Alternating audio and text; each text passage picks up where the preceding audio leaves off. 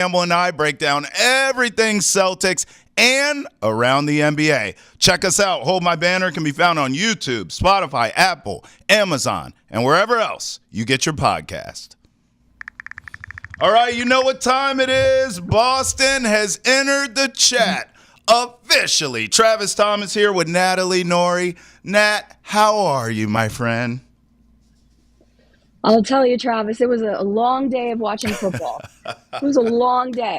I came out ready to go with my Commanders sweatshirt. Oh! I try to support, right? So I dressed for the occasion, but you know what? It was a very disappointing day that I have to say. It was disappointing. How are you? Being from the DMV, I'm doing great. And being from the DMV myself, I appreciate that sweatshirt. I just wish it had given the Commanders some luck because, my God, was that a beatdown. And here we go again, Nat. I mean, we'll talk about this all show long, but it seems like everyone on my timeline, everyone I talk to, nobody wanted this rematch. This is the Super Bowl rematch that no one wanted, Natalie. It's kind of like we're now in a position where it's like, who do you hate less? Like, you're going to root against the person that you like. We didn't want to see either of these teams. It would have been a dream to see the Commanders and Bills, and the Bills were so close. And I was dialed into that game. It was a really, really good game. You feel bad for Josh Allen, but the Commanders, the Eagles game, that one got out of hand quickly, which was also very disappointing to watch. But it was just, it's a rematch that you didn't want to see. And it really comes down to you're going to root against the team that you hate a little less. That's such a good point. All right, so the Super Bowl is all set. We'll react to both the AFC and the NFC title games. Plus, we'll give you a sneak peek now that it's all set in stone.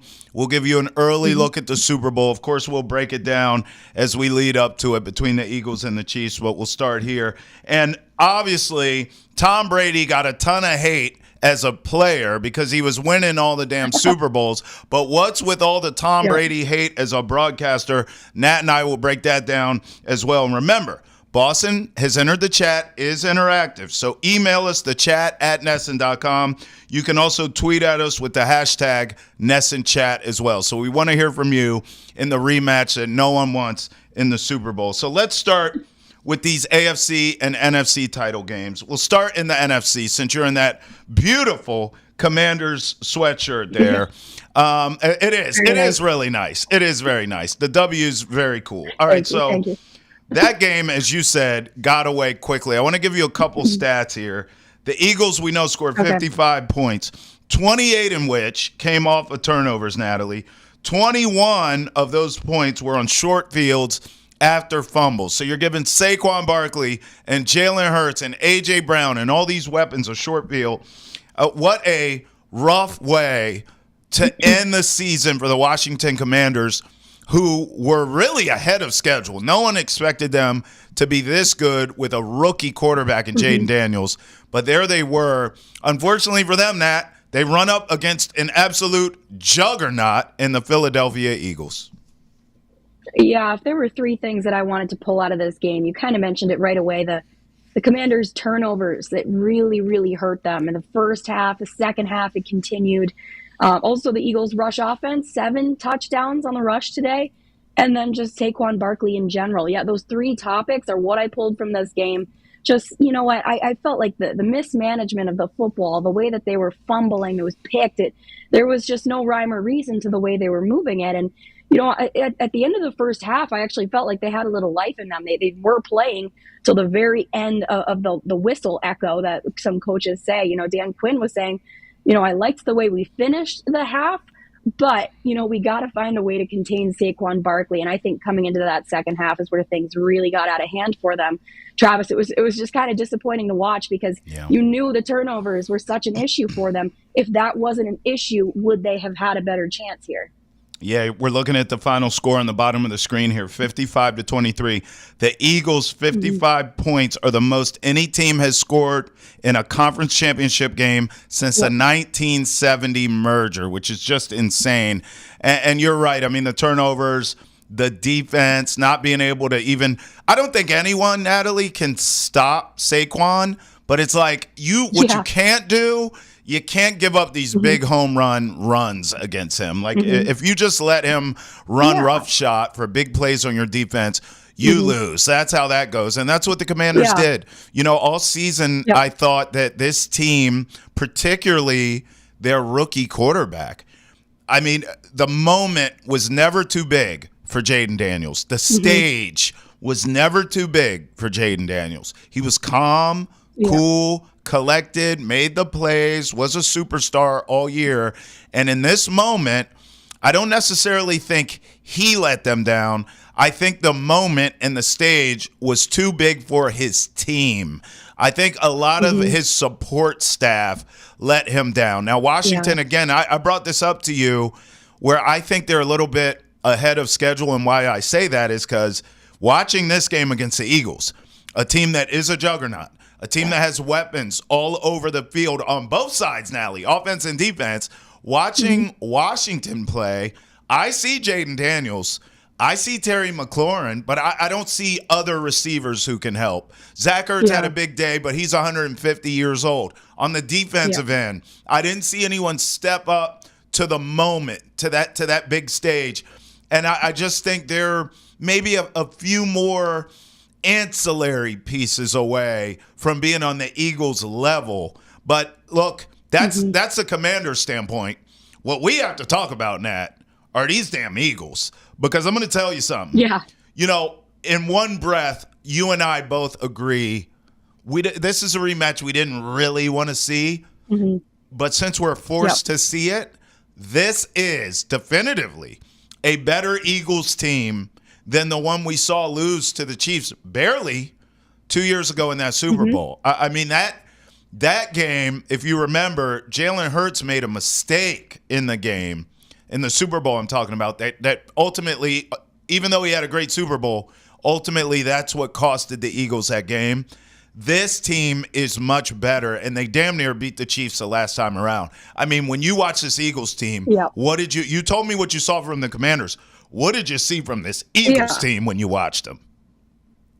Well, when you just talk about the 55 points in general, kind of bringing it back to just like a local angle, you know, that's the second most points in a game since 2010, and they had 59 against Washington, and that was a night they called Michael Vick's Monday Night Massacre. So this is an offense that just kind of exploded in a moment that was extremely necessary for the team. And, you know, it was cool to see a little bit of depth too. You know, Will Shipley gets his first career touchdown. The rest of the touchdowns coming from Jalen Hurts and Saquon Barkley. And that was incredible to see 3 apiece. I know Giants fans were certainly kicking themselves online to see Barkley just 3 touchdowns, get into the Super Bowl.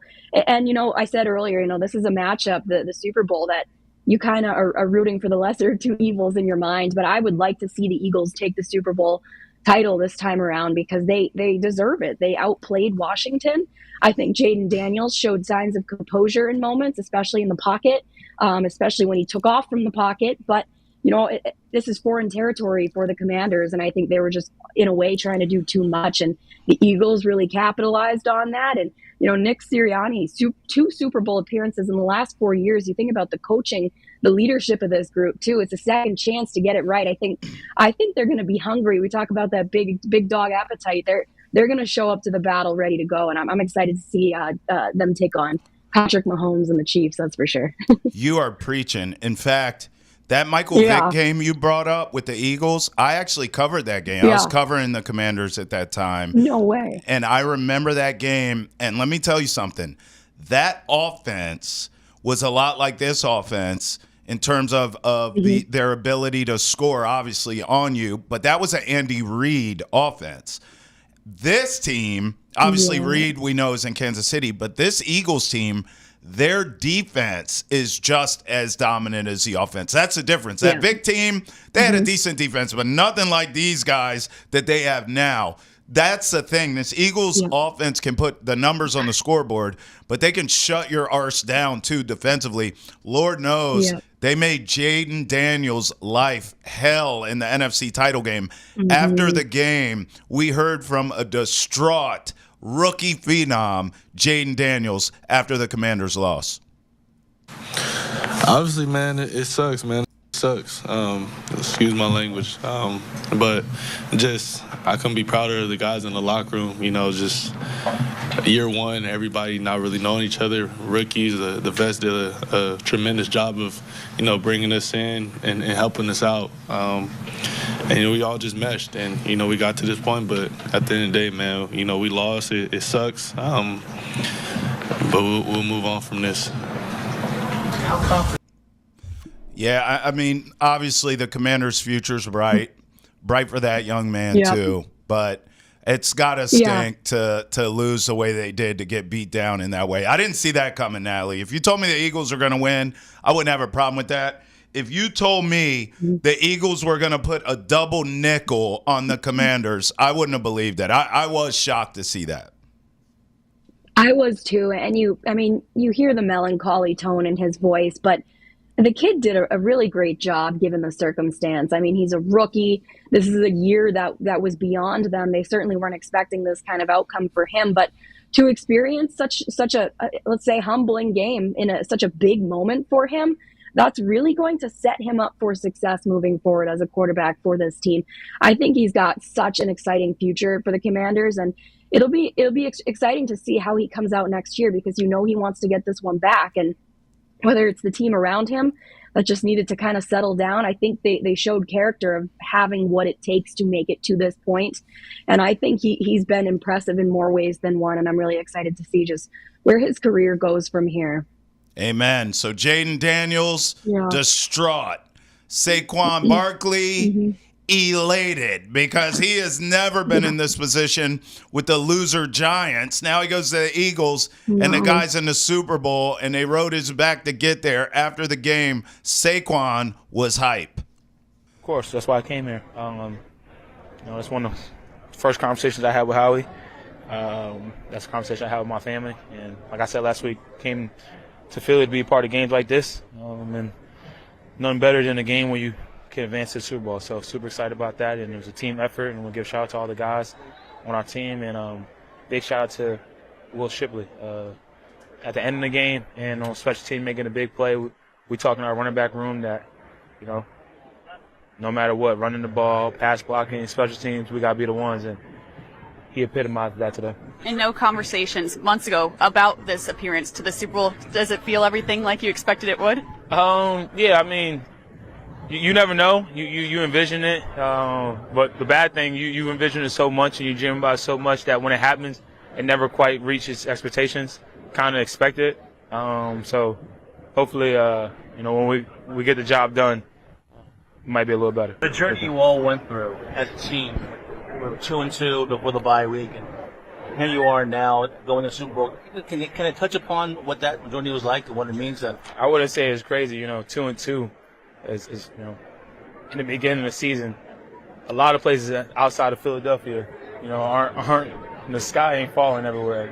But at the same time, that's why you come to places like this, and it puts a lot of pressure on you. But we responded, and we got together at the bye week and as a team and see what we want to accomplish. And from there, that's kind of when the season took off. And won 10 in a row, lost to Washington, finished the season off strong, and here we are now going to New Orleans. Can you touch upon, for you personally, what you've accomplished here? Not only with the rushing and everything else to get bar, but now you're going to the Super Bowl.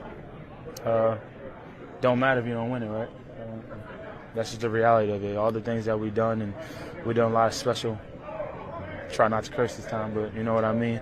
But the most special thing you can do is win the Super Bowl, and that's our goal. And obviously, I wasn't here 2 years ago, but I bought into this culture. I bought into this organization, and I know how those guys felt. So I'll make sure I do everything in my capability and my ability that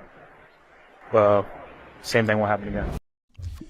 Natalie, I think Saquon is a perfect star for the Eagles, and let me explain why. Not just what he can do on the field, but even personality. When you think about Philly, it's brash, it's loud, it's obnoxious, it's insanity. Their coach is a jerk. Like, they're loud. They're in your face, right? Yeah. And here you have this humble, kind of quiet superstar in Saquon Barkley. I actually think Jalen Hurts is very similar. Jalen Hurts, always humble, kind of stays to himself, stoic. And it's like the perfect combo with Hurts and Saquon with this loud, brash city and coach and team. And it just works for them. And I'm happy for Saquon Barkley to have an opportunity to play for and maybe win a Super Bowl here, Nat. Yeah, and being happy for him, I think, is the first thing that kind of comes to my mind too, because he was someone who the Giants just kind of fumbled. Let's use that word. They told him, why don't you go out and find your value, and then we can come back and circle back and talk about it. But no, he went out there, he found a place that he fit in, and he took off. I mean, you think about just the way he started the game today. That's the character of him. He wanted the opportunity. He wanted to be appreciated. He wanted to be sought after. And this was the team that could do it for him. One thing I like about that is, he was the owner of 3 touchdowns today. Jalen Hurts, 3 touchdowns, but he mentions Will Shipley. And Will Shipley was the first person, or let's say Saquon Barkley was actually the first person to celebrate with him on the sideline. He was running around with him because he was just so pumped up for his teammate. And it's just, you could see, maybe it's team chemistry. Maybe they're all just kind of happy to be there. But I think it's a good reflection of his character. And we're seeing a talent from him that the Giants kind of slept on, and they're kicking themselves right now. That's for sure. Giants fans are mourning. They're pissed off to see, he had this kind of game. But yeah, I mean, he's humble, he's quiet, stoic, at least to the media. But no, I'm happy for him, and he had an incredible game today. It's hard not to root for a guy like that, Travis. Yeah, I agree. I mean, listen, I think the Giants, saying they fumbled him's right, Natalie. Like, it feels a lot like they were in a relationship with Saquon for a lot of years. He wanted a ring. They wouldn't give him the ring. So he goes to the Eagles. Yeah. They give him the ring. They get married. They have the house with the white picket fence, and he lives happily ever after. And the stupid Giants are in the corner saying that's the one that got away. When all they had to do is pay the man. That's all they had to do. All right, let's go to the AFC here. That was a great analogy. Nat, I mean, honestly, you got to admit, that was a great analogy. All right. So, Thank you. So you're carrying it. Yeah, I am not humble like Saquon. All right, let's go to the AFC. Chiefs beat the Bills 32-29. Whoop-de-doo. The Chiefs are back in the Super Bowl. Mahomes now 4-0 against Josh Allen and the Bills in the playoffs. Ridiculous. Chiefs trying to make history, going for their 3rd straight Super Bowl win. As you're watching this game unfold, as you're watching some of the calls that were not made in the game that should have been made, as you're watching what we all think looked like Josh Allen picking up a first down on 4th, but not getting the first down because of the spot of the ball, as we're watching all these things play out in front of us, and Mahomes being Mahomes again, and Mahomes magic late, and the Chiefs win this thing. What was going through your mind? Did you feel like the Bills were going to get it done, or were you just feeling like the Bills are doomed and here go the Chiefs again?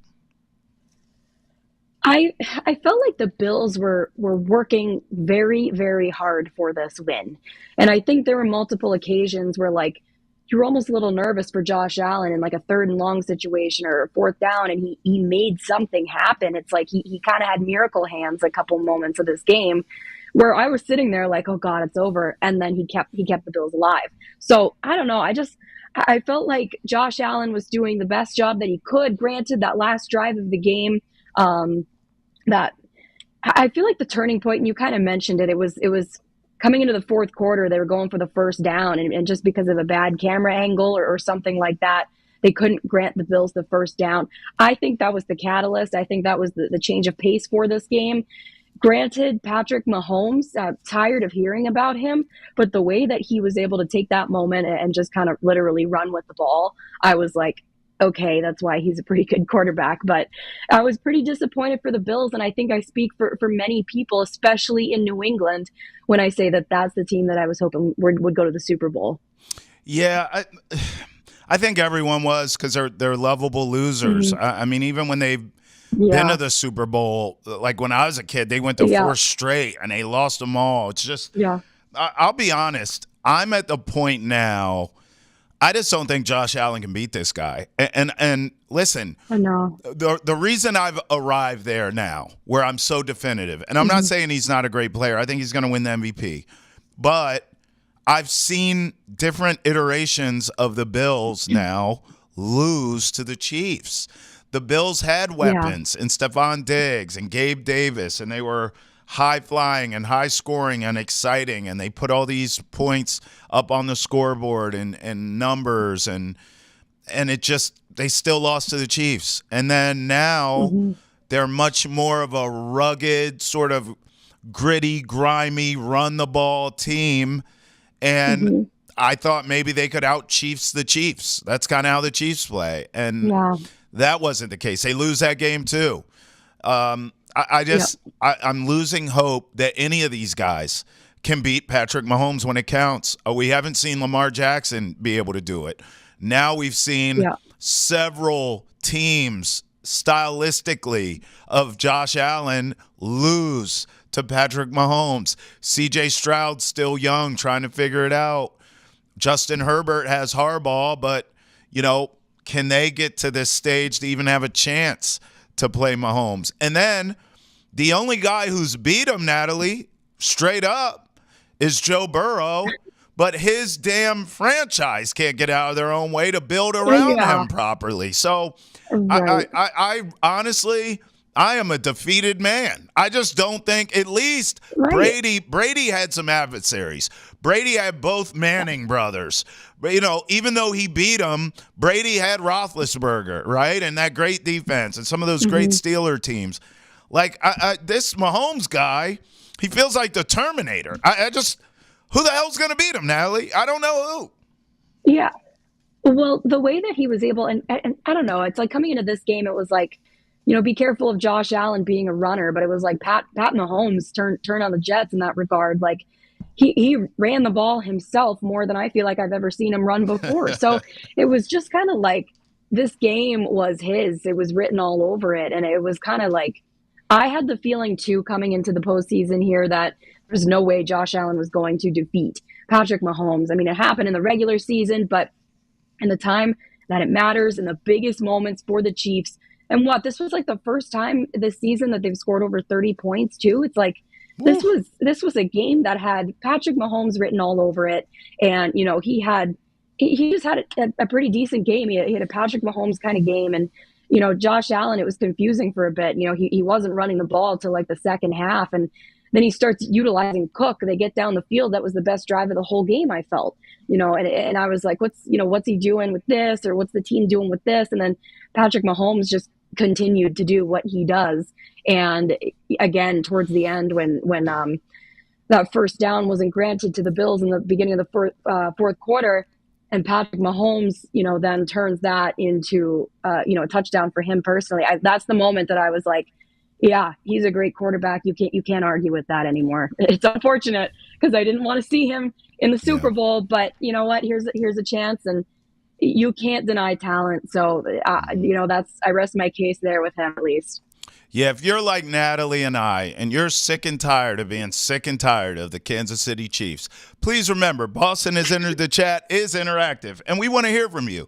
Email us at thechat@nesson.com. You can also tweet at us with the hashtag NessonChat. If you're enjoying the convo, roll with us, please. Monday through Friday, we talk about the latest news in sports in Boston and around the country each and every day. Find us on YouTube, Twitch, Spotify, Apple, Amazon, and wherever else you get your podcast.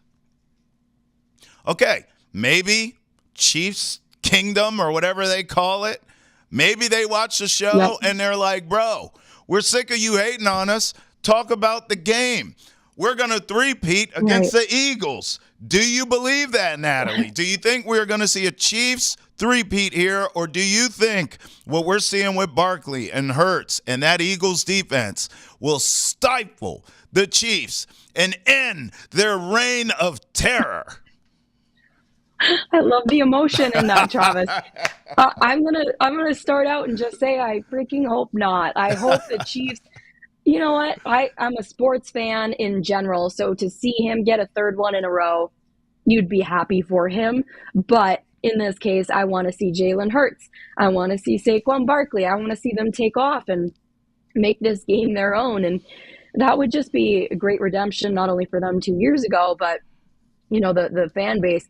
You mentioned that the Phillies fan base is insane and one of the craziest that I've ever encountered. And quite honestly, one of the most annoying too, top Patriots fans, I'm sure. But no, I would like to see this game go to Jalen Hurts and his squad. And I don't know what's going to happen, but Travis Kelce was someone that I feel like I didn't hear his name a ton today. But if they did get a three-peat, I think he would retire. I think Patrick Mahomes, I don't know if the dynasty would continue or fall off after that, but it's going to be a historical game one way or another. So I hope it doesn't go to the Chiefs, but if it does, I can appreciate it, I guess. Do you think if they three-peat, Kelce on the field celebrating proposes to Taylor Swift? Because I do. Oh God, you do? I do. I think you're right. I think he's going to retire if they win, but I could see him going out like with a bang. Like, okay, we won the Super Bowl. Confetti's falling. Taylor's so happy. They're hugging, and then he drops to one knee, and he has just the biggest boulder to put on her finger. And the cameras are there. And Taylor, he's crying. Will you marry me? Oh my God! Oh my God! And then he retires. I could just see it. And you know what? I'm gonna puke. Oh my God! I'm gonna puke on Super Bowl night when it happens. I could see it happen, Natalie. Oh my God! We're gonna have to get you a bucket then. But I don't know. I mean, I don't want to see the only ring presentation I want to see is the Super Bowl. Nothing against Taylor Swift, but the amount of times that I had a producer's voice in my head watching this game, okay, let's bump to break with a shot of Taylor. Oh. It's like the amount of times they went to commercial with Taylor Swift. It's like, yeah, I mean, it's cute. It's a cute relationship, but I don't really care, to be honest. But no, I mean, I don't know if the proposal would happen, but there's been rumors before that they are engaged. I think this would be quite possibly the biggest stage to do it on. I don't know if she's flashy like that. She kind of strikes me as more of a behind closed doors romantic kind of thing. But if it happens, I mean, that's probably every little girl's dream right there. So good for her. And I guess we'll keep our eyes peeled and we'll get you a bucket while we're at it, Travis. Well, I barely even remember the last Super Bowl. Chiefs won that 38-35, high-scoring game. Yeah. The only thing I remember I brought up to you earlier is the Jalen Hurts. I think it was a fumble that really costed the Eagles that game, and that was really the only mistake Hurts made all day. He was sensational. My gut tells me we're not going to get another fireworks, high-scoring kind of game. I think this one's going to be a lot more defensive, hard-nosed. I think that Chiefs defense figures out a way to neutralize Saquon. There's no such thing as stopping him. It's just that's not a thing that happens. I think they'll figure out a way to slow him down, at least take away the big play, make him earn every yard he gets. Not that he can't. The other thing I don't remember from that Super Bowl, Rihanna was at halftime, and I remember going into that game being excited for Rihanna, but then I felt like her show was just all right, and then after we found out she was pregnant, which added to it to me oh, she was great then. But we didn't know that going in. Yeah. I think this halftime show will be better with Kendrick Lamar. Do you? 100%. Kendrick Lamar he's an artist in more ways than one. I love listening to him. I listened to him all in high school. And one of my favorite Super Bowl halftime performances, probably aside from the Black Eyed Peas years ago, was the one that we were talking about before this, Los Angeles, where, Eminem and all those old school 90s rappers came out, Snoop Dogg. That was the coolest halftime show that I'd ever seen because it was just a culmination of all my favorite artists. I'm a big 90s rap girl, but Kendrick is sick, and let's not forget Kendrick has a song with Taylor Swift, Travis. Oh, do you think we can get a little T Swift here at halftime? You think we'll get a little appearance, a little cameo action, Nat? I don't know. I don't know if she would do that because, again, I don't know her personally. I wish I did. That would have been cool. But, would she want to like take the stage away from Travis Kelce at that moment? If she comes out, everybody's going to go crazy for Taylor Swift. Yeah. Is she the type of girlfriend to say, no, this night isn't about me. Let's keep it to Kendrick and Travis and all that stuff. But it would be cool. I think that would be kind of electric if she came out with Kendrick Lamar. I'll tell you what I'd love. I would love for Taylor to come out with Kendrick, right? Mm-hmm. And it's great, and everyone's turned up. And then the second half starts, and the Eagles absolutely Hulk smash the Chiefs and just ruin. Yes. Just oh my God. Pure chaos. Just like maybe the Chiefs are up at halftime, so it adds to it. It's like, yeah. And then second half, just Hulk, just destroy the Chiefs. Who do you think is the most dangerous player on the field in this game? Because there's a lot of stars from Kelce to Mahomes, obviously, Saquon, Jalen Hurts. Who do you sort of see as like the most dangerous? Would it be Patty Mahomes? It might be, because he's got something to prove. Like this game means more to him probably behind the scenes than it does just on the field. I mean, this would what is he at? Like 17 wins in the postseason, so now he's number 2 behind Tom Brady. Right. This would be a three-peat, which pretty much takes the steam away from Tom Brady. I think he's got a lot to prove, but a couple of guys I kept my eyes on today was like Xavier Worthy. He had a great game. Mm-hmm. He's going to come to play. I think Saquon Barkley is going to come to play. And I think like you mentioned earlier, this is going to be a big like defensive battle. I don't know if it's going to be high scoring. I anticipate kind of a low scoring game, as a matter of fact, because I was not expecting the Eagles to put up 55 points today. They did. Right. And then I was not expecting the Bills Chiefs game to be as close as it was, but it was. Mm-hmm. So I think, there's a bunch of superstars you could point to, but I think Pat Mahomes, he's got something to prove, and they're athletes, so they're going to say, I'm not focused on that. I'm focused on the game. But this is a huge moment for him, and I think he's going to do everything that he possibly can. Yeah, we know when they say that it's total BS. These athletes are lying every time. I'm going to go Jalen. I'm going to go Jalen Hurts. I mean, obviously, it's hard to argue against Patrick Mahomes. I'll just go for the other side here because Hurts should already have a lot of confidence based off the Super Bowl a couple years back when he played so well. And quite frankly, if I'm the Chiefs, I have to almost dare Jalen Hurts to beat me. I mean, he was at his best 2 years ago, and we won the game. So if I'm coming into this, I'm thinking we got to shut down Saquon. So, Jalen Hurts from the pocket has an opportunity to be special. And we know Jalen Hurts, the runner, that knee did not look like it was bothering him against the Commanders. So I think they have a chance with Jalen Hurts to control the game, but he has to have the game of his life in order for that to happen. Want the latest on the Patriots and the NFL? Drake May needs help, and we discuss how he can get it quick on Nesson's Football Podcast, Foxborough Rush. It's available on YouTube, Spotify, Apple, Amazon, and wherever else podcasts are found. All right, Nat, let's get into what's trending. We have 3 things that are trending in the world of sports, and we have 3 minutes on the clock for each one of them. So let's start with Mack Hollins. Bills wide receiver Mack Hollins looking crazy AF. Mack Hollins somehow keeps topping himself with his arrival outfit. This one, he was dressed like Animal from the Muppets, and unless he lost a bet, Natalie, I was so confused by this. Yeah, because what the heck?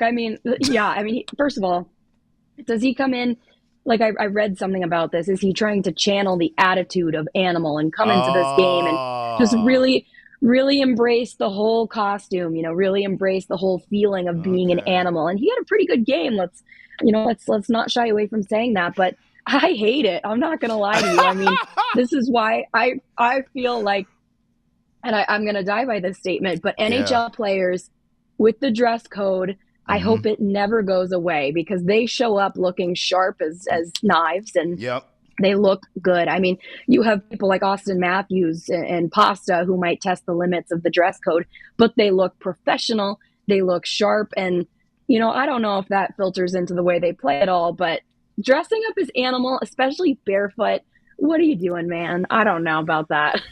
I could not agree with you more about the dress code stuff. NHL players Okay, good. they are clean. You're right. Mhm. NBA, ever since they did away with the dress code, it's been a mess. I mean, you have guys showing up in trash bags, for God's sakes, and calling it fashion. So I'm with you. I wish there was dress codes across all these leagues. This guy, not only are you dressed as a stupid Muppet, but, I mean, you said it. Barefoot, bro, seriously? Like, I'll be honest, Nat, let's have this convo, you and I. Since COVID, there are things I just can't do anymore. I'm not knocking anyone who does them, but I can't do them, okay? Walking in public barefoot, no thanks, okay? How about a cruise ship after we saw what happened with COVID? No thanks. No. I don't even like being in crowds necessarily in a post-COVID world. This guy's walking around barefoot. There's no way that's sanitary, Nat. There's no way. He needs a tetanus shot or something. Probably. I mean, and he comes in with such confidence, and it's like, I don't know if you look at that and you're like, hey man, good for you. If you look at that like us and you're like, what the hell are you doing? Like, yeah, barefoot in like a public place like that is kind of yucky in my opinion, but I certainly am not the barefoot kind of person. I don't know. I mean, athletes love showing up to a venue, getting their picture taken. Maybe he did it for clicks. Maybe he did it for clout. I don't know, but I'm all for the suit and tie look the NHL brings. An animal, push the limits, but he certainly was an animal on the field. Yeah, facts. I mean, 3 catches, 73 yards, and a touchdown. I mean, that says it all. Yeah. But he also caught that L for the Bills. All right, next one. Fans are making fun of the Giants for letting Saquon go. This is something you were talking about earlier. We made a comparison about how all the Giants had to do was put a ring on it with Saquon. They didn't do it. He went and got married to the Eagles, and he lived happily ever after. The Giants really chose to pay Daniel Jones 160 M's and then decided they didn't need Saquon. Straight clowns, Natalie. Well, yeah, I mean, like we said earlier, it's like one of the biggest fumbles I feel like the Giants could have made was this. And he certainly demonstrated why it was such a terrible move for them in today's game. And like I was saying, you go on social media, and aside from seeing people just so displeased with the Super Bowl teams, the other half of people are saying like, oh, okay, not only am I upset about Chiefs, Eagles in the Super Bowl again, but I'm upset that Barkley was a Giant. They fumbled him. And, the whole Giants fan base is mourning in a different way tonight because they're just like, to shoot themselves in the foot. He goes out, he has a game like that.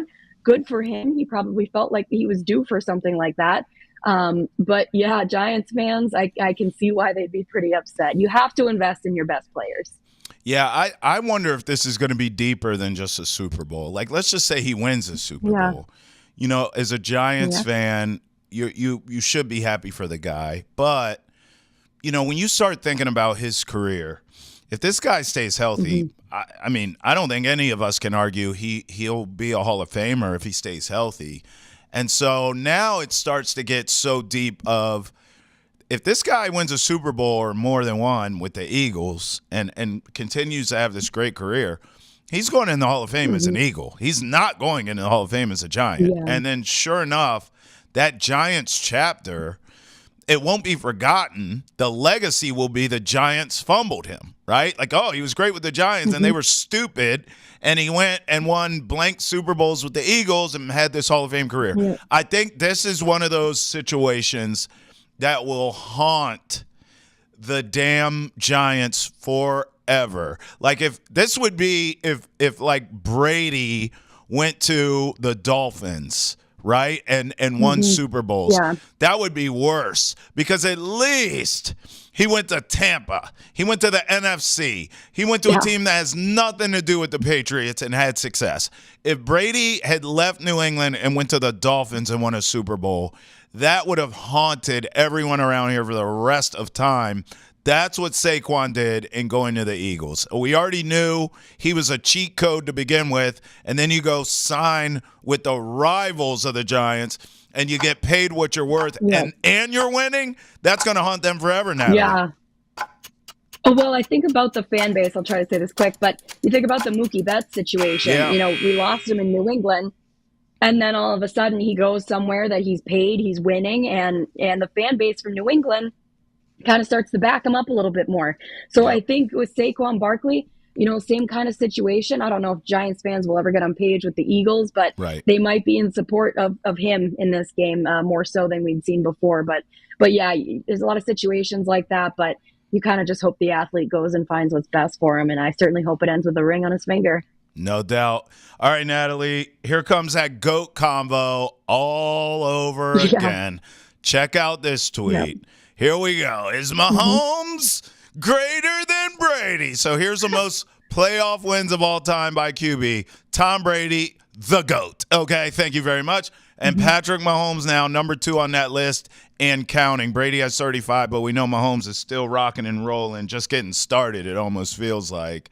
Yeah. So now we have to hear all this with 17 wins. So now we have to hear all this talk again. And my Lord, if they three-peat, you better believe, Natalie, we're going to hear, well, Tom Brady never three-peated.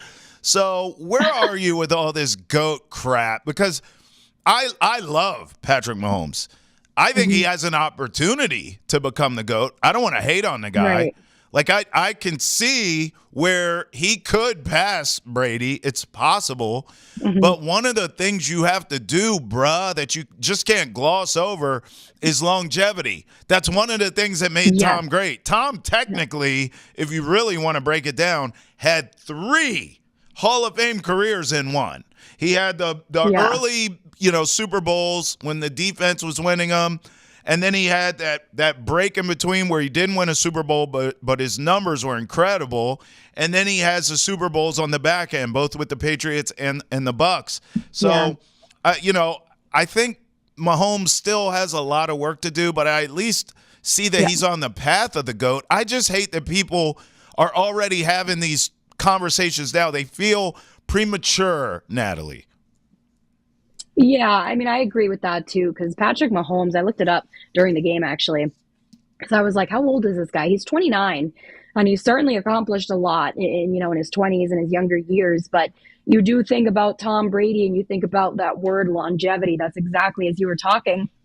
I was thinking about that. I'm like, Brady played for as long as he possibly could. Not only did he win Super Bowls with the Patriots, he proceeded to switch things up completely, go to the Buccaneers and do the same exact thing there. So he had success in multiple environments, multiple teams. I mean, 2 teams, whatever. But like he carried that, and that moment that he went to the Bucks, as we've seen, as we've heard, the fan base from New England started supporting the Bucks too through that situation. And for him to take that talent and to win a Super Bowl with the Buccaneers, that was a reflection of the true athlete that he was, and that it didn't matter, who he was playing with or the coaches or whatever. He would have success where he goes. And Patrick Mahomes, he's done a lot. I love watching him. It's great to be a part of the Mahomes era, but he's no Brady yet in my book, Travis. You know what's crazy? Tom Brady will be calling Patrick Mahomes in the Super Bowl. Is that not crazy? Yeah. That's wild. It's full circle moment, it's really weird. It really is. Hey, more on that in a moment, by the way. For more on the Red Sox offseason, though, check out Nesson's Baseball Podcast 310 and Left. We know you have a ton of questions about the Sox future. So do we. So we asked the players, coaches, execs, and the alum those same questions on 310 and Left.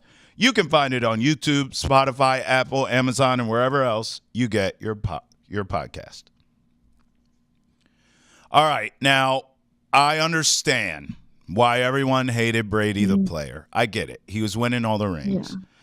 What I don't get is where is all the hate for Tom Brady the broadcaster coming from? I want to show you a string of hateful, mean tweets just rolling in. I saw these all over my timeline. Nat, here's one from Chase Mitchell. A hater. Underrated thing about when Tom Brady was playing is you barely ever had to hear him talk. Oh, Chase Mitchell, we don't want to see you tweet. How's that sound? Yeah. But there was more, Natalie. Michael Tracy says, Tom Brady stinks as a big game announcer. He's fine for like the second or third Fox slot. Bring back Greg Olsen.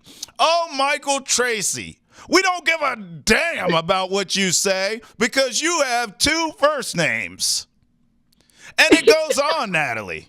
Jake Weaver says, they took Greg Olsen from us, and they make us listen to Tom Brady. I will not forget what Fox has done. Well, Jake Weaver, they didn't take Greg Olsen from us, bruh. He's still broadcasting. He's just not on the A team because, he's Greg Olsen, and we're talking about the GOAT, Tom Brady. I mean, what are these people's problems, Natalie? I don't know. And you gotta dislike a man with two first names as their entire name, right? I mean, no, these guys taking to Twitter, it's funny. Like, for example, Brady did say something kind of funny. He was mentioning it was like Eckler or whatever with the Commanders made a catch, but he's had fumble trouble because he has small hands.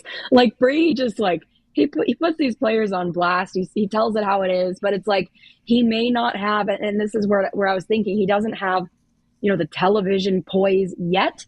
Not to say that that's not going to develop over time. I mean, I think he's going to be great over time, but he might not have the television poise yet. But I want to hear from Tom Brady on these games. I actually started listening to the game, watching the game earlier, and I didn't know it was him until they came on camera. And maybe that's just me being ignorant, but they came on camera and I was like, oh my God, that's freaking Tom Brady. That's awesome. I didn't even know it was him. So there wasn't any red flag drawn to what he was saying in my book. I was just like, listening to this guy is funny. And I want to hear from someone like Tom Brady about these games. Yeah, I always said, too, other than Travis Thomas, you can't really trust anyone with two first names as a full name. You just can't do it. I completely agree with you. I think the poise, though, and the polish will come with reps and with time, right? Mm-hmm. I mean, no one knows that more than you. Yeah, I think you do a tremendous job in that. And I have a lot of respect, not just for you, but for everyone who calls games, be it play-by-play or color, because I dabbled in that stuff early in my career when I was still trying to figure out my route or my path as a broadcaster, and it was not for me. This is where I belong. I'm a studio gangsta. I belong in a studio talking that talk. And so I've always had a lot of respect for the prep work and everything that goes into what you do, Natalie, because half the time I noticed I would butcher names. I was the absolute worst at name pronunciation, just absolutely awful. And even though I'm good at prep, I didn't care enough to look at a player's like where they grew up and stuff like their favorite subject in school. Like, all these things about every player on the roster. That just wasn't for me. So I have a lot of respect not only for what you do, but what for Tom does. And I just think over time, right? I mean, you could speak to this. Over time, you get better and better and more comfortable, don't you? Yeah, and the beauty of being an analyst is you're an expert of the game, and there's no one who knows the game better, in my opinion, than Tom Brady. I mean, all it is. And, I did this recently where I had to fill in as an analyst, and the prep work, you can cut back a little bit on the prep work because all you have to do is watch the game, analyze the play, why a player decided to do that. And there's no better person to analyze those kind of judgment calls than someone who has essentially been in their shoes. Right. So, I wasn't a hockey player. I can't speak to why someone takes a penalty or whatever. It's one of those things where it's like I can't put myself in their shoes, but Brady certainly can. And that's why I want to hear from him. And I think it's excellent that he's doing this. It was a shoo-in to know that his career would continue post-football going this way because I mean, he carried New England for so many years, and maybe it's bias from me, but he's a guy who was labeled the GOAT, and I want to hear someone who had such a successful football career analyzing football now. It's like I feel like I can learn a lot just by listening to him. I agree. Listen, I'm actually a fan of Tony Romo too. I know he gets a lot of hate. Oh yeah. But he brings some energy to the game, and I do like that about him. And to your point, I would much rather, from a player perspective, I would much rather hear from Tom Brady, who was head and shoulders better than Tony Romo. And Tony Romo was a fine player, but he was nothing. I mean, he couldn't hold Tom Brady's gym bag as a player. So to your point, even though I like Romo's presentation and his energy, and he has more reps than Tom, I still what you're saying is completely true, because I would much rather hear Tom's perspective because of the player he was, right? Right. No, and Tony Romo, I mean, he certainly, like, he called the game pretty well tonight. You know, it was fun listening to him and his expertise, but I'm excited that Tom Brady gets to call a game that Patrick Mahomes, you know, might three-peat on. It's going to be interesting to hear how he can react just genuinely in the moment. Yeah, I mean, you got to respect him, and I think that's going to be kind of cool. That's the part that I feel like I'm most looking forward to, in a way, is hearing Tom Brady call the Super Bowl game with Pat Mahomes. So that's going to be cool. Well, listen, Brady beat him with the Patriots to get to a Super Bowl, and then Brady beat him in the Super Bowl with the Bucks. So he always has that. So if I'm Brady calling the game, I got no problem with it. Hey, man, three-peat. Congratulations. I still beat you when it counts, son. And he got Mahomes early, too, which was smart. He got him early on. Right. Didn't have to worry about this monster we're all dealing with now. Well, Natalie, I appreciate you, and I appreciate everyone. For Natalie Noury, Travis Thomas here on Boston Has Entered the Chat, thank you all for entering the chat with us. We appreciate you, and we'll see you next time here on Boston Has Entered the Chat. Peace.